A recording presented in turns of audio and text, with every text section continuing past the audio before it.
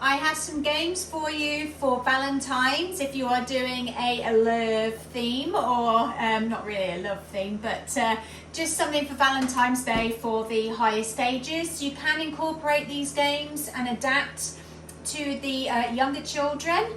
You may want to add in a noodle when they're sitting on the noodle, like seahorsey type of style of noodle, or you can also add in a kickboard as well if you wish to. If you want to adapt these games, they would work really well based on traditional tag sort of games, if you like. But anyway, I'm going to go through them, and I would love to know your feedback as to what you're doing, and also how these went if you do try them. Hi and welcome. I'm Helen Hughes from Mini Water Adventurers, and I am your go-to person for swimming lesson ideas.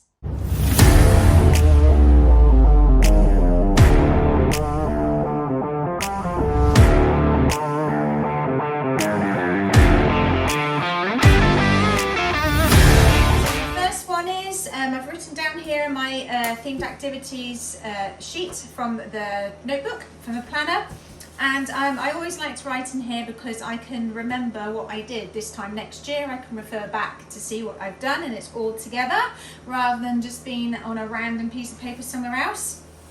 Anyway, I'll go through. I've got 3 games to add into your lessons, so you could potentially do these for 3 weeks if you wish to. So first one is a Valentine tag, and you will have taggers that will be classed as the broken hearts. You will also have a cupid. So depending on the amount of swimmers that you have in your lessons will determine how many taggers and also how many cupids. So at least obviously 1 or 2. If you have a larger group, then maybe you need to have more. Hopefully you won't have too many in your group, otherwise that would be rather a lot, wouldn't it? So anyway, the taggers, and then you've got the rest of swimmers that are the hearts that will be swimming around. So of course the broken hearts, who are the taggers, they will be trying to swim around and tag the hearts. And once they get tagged, you again can specify what sort of movements they're doing. If they aren't on their noodles, then what stroke are they doing? Maybe they're doing a water polo type of style, so they can look and spot the broken hearts coming, or you can specify that they have to be on their backs and sculling, or whatever you decide to do for their movements. So then the cupid, so for instance the broken heart has tagged one of the hearts. The cupid has a bucket or a number of different love letters, and I've pre-made these already, of course, because you want to be prepared when you're there. All I've used is, because it's Valentine's, you could use red, white, whatever colour, but those who know me already love to do a colour coordinating according to different themes. All I've used is some regular craft foam, and I've cut up to size to what I thought I would like to have. I don't want to do too big, but then I didn't want to have too small. And then I've just created a little love letter. You can always add, with a red pen, a heart on the front there if you really want to bling it up. But just cut it to size, use a good old black Sharpie so it lasts a bit longer. And then I have written a task or a challenge on the back of the love letter. So the cupid, so once the broken heart has tagged the heart, they will freeze or they will tread water, they can float on their backs, but they have to wait until the cupid comes over to give them what their task is, so their challenge card. And on the back will tell them what they have to do in order to then be able to go back into the game. So the cupids will take these. There's different challenges, so you can add the different challenges according to different skills that they are working on. Maybe there's specific skills that are relative to the stages that they are currently in, so you're adding those in. So for the high ones, I've done log rolls, surface dives, push and glides, fast kicking, and the fast kicking they'd have to hold onto the wall, and that they're doing, they can either go on their front or their backs and kick as fast as they can for a certain amount of time. They could do sculling for a certain amount of distance, and then different types of rolls. So on here I've just done a forward roll, and then you can add however many that you want to for those cards. And then once the Cupid has handed out all the cards, the game is over. Or it could be once the broken hearts have tagged everybody and the Cupid hasn't got to them yet, then the game is over. Or you could put a time element on it and so forth.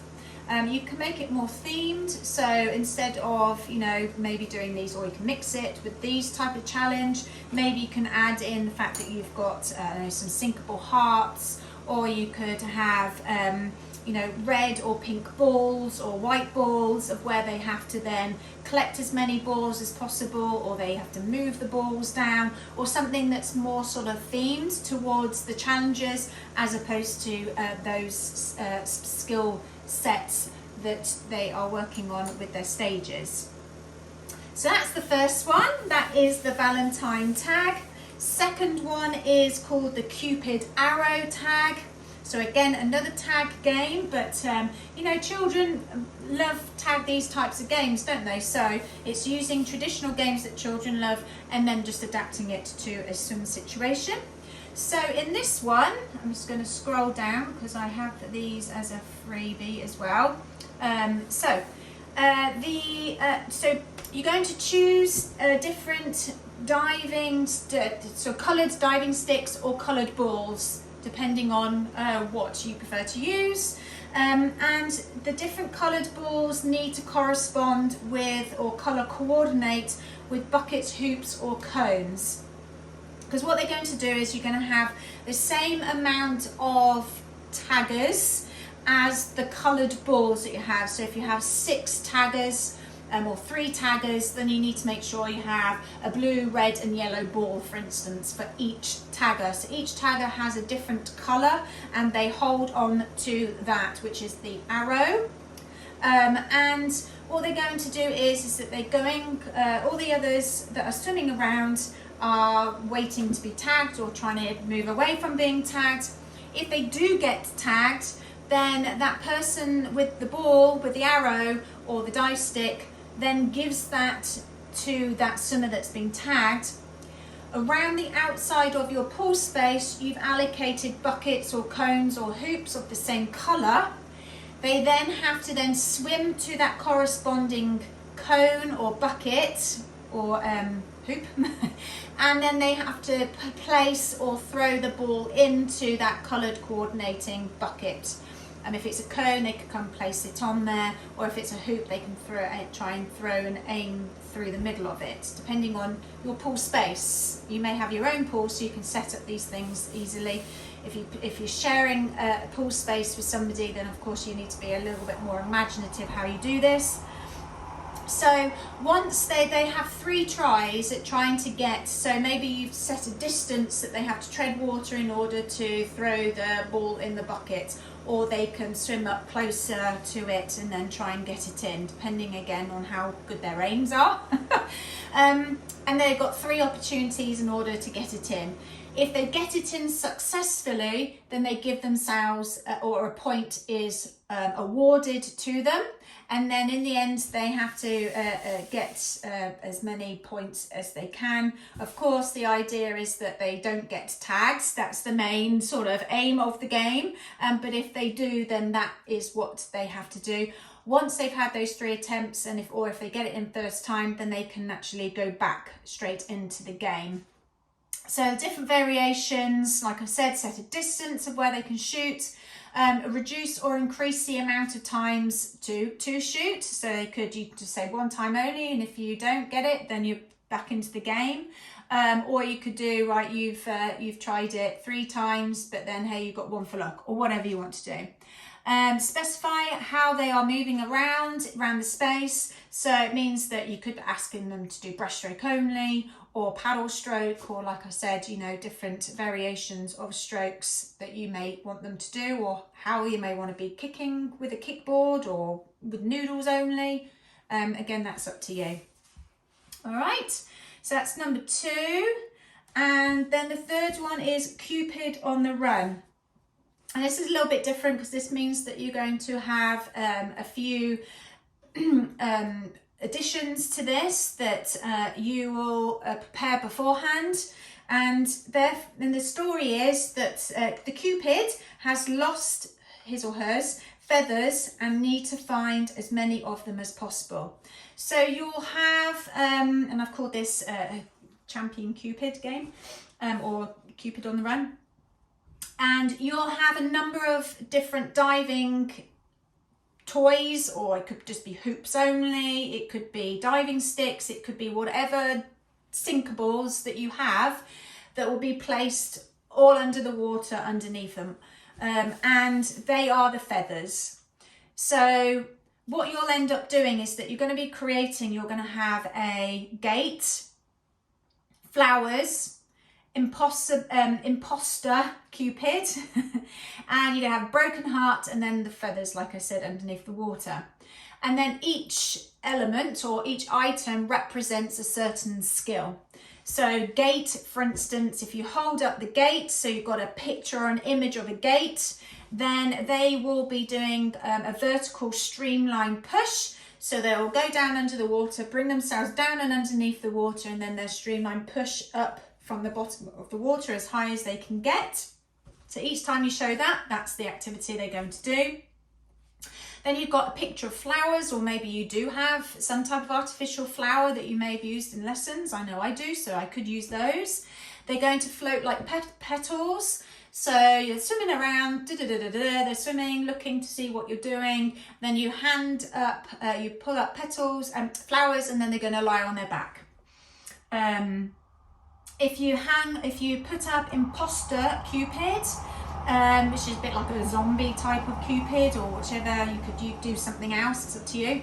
That means that the swimmers that are closest to each other, that they're stopped, and the swimmer that's the closest to them, they have to ask each other which one wants to be the arms and which one wants to be legs, and they're going to tow themselves back to a particular area that you set up with cones. So for instance, say little Marjorie and Peter, they're close to each other. Peter decides he's going to do the arms, little Marjorie is going to be kicking. So Marjorie holds on to Peter's legs, and they're going to move to the relevant area that you set up, and each pair has to do that.